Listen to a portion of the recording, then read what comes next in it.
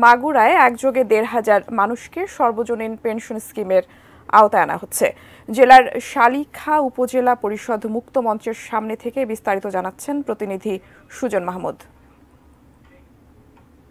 ধন্যবাদ। আমি এই মুহূর্তে আছি মাগুরা জেলার শালিখা উপজেলা চত্বরে। এখানে সারা দেশের মতো মাগুরাও সার্বজনীন পেনশন স্কিম চালু করা হয়েছে।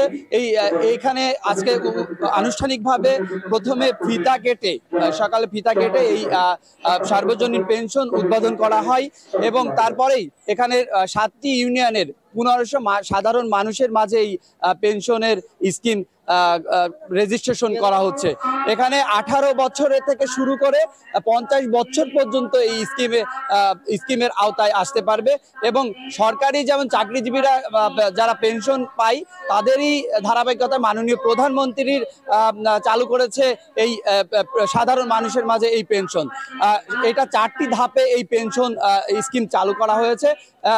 সাধারণ মানুষ যারা আছে, খেটে খাওয়া মানুষ, তারা 500 টাকা প্রথমে 500 টাকা জমা দিলেই সরকারের থেকে আরো 500 টাকা জমা দিবে সরকার। তারপর টোটাল তার অ্যাকাউন্টে 1000 টাকা জমা হবে।